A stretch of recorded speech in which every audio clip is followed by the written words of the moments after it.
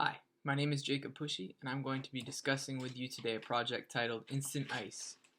For this project, we were instructed to place a bottle of water, I have a couple here, in the freezer for exactly 2 hours and 45 minutes.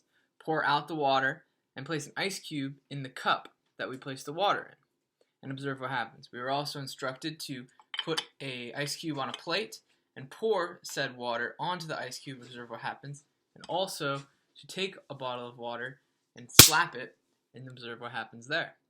And the point of this was to observe phase changes in water. So I will now demonstrate that experiment.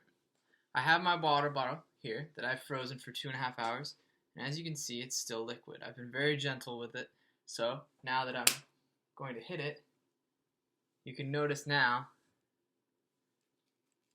it's solidified.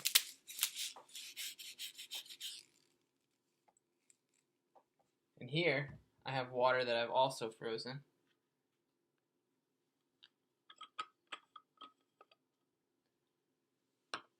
And what I'm going to do is I'm going to pour it into this cup.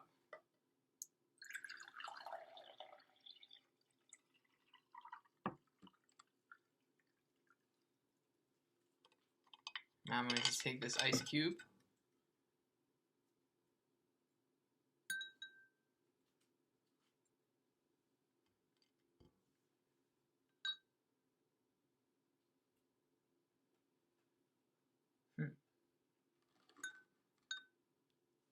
Now, it didn't work with this water, and I want to explain why it didn't work with this water. So, the reason why this may have frozen on contact and this may not have done so is because I used a thermos, and I think that could have actually contributed to why this experiment didn't work as planned. While it was cold, and while the inside did appear to be cold, the thermos could have interfered with my ability to freeze the liquid in a rapid time, as the same as this plastic.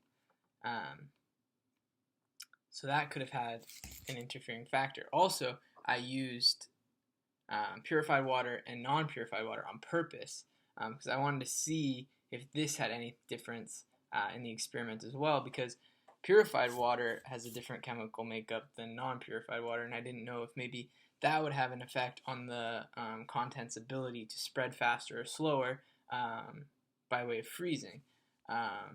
So anyway, to get into why this occurred,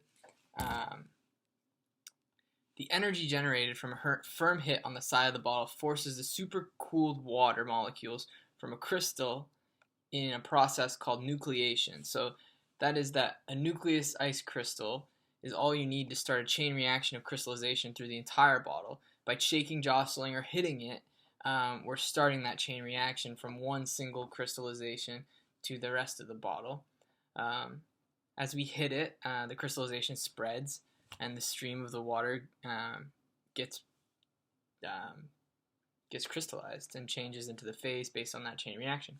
This is the same type of thing that you'll see when the ice cube is placed on the plate, and what you'll want to observe is the ice freezes upwards. That unfortunately I couldn't display for you today. In addition, this cup, what I was meant to do was fill it, place the ice cube, and the rest of it would do just the same as this did. Unfortunately, I couldn't show that for you today. You can also see this when you go outside, and I don't know if anyone's ever done this before, but when it's like sub-zero temperatures, especially here in New England, what you can do is you can take a glass of water, a glass of like warm water, it doesn't really matter the temperature, and place it, throw it in the air, and it'll actually crystallize into ice really quickly. I don't know if anyone's seen that before, but it's a very similar type of thing to that. One crystallization gets cool and it starts the chain reaction because of the cold temperature.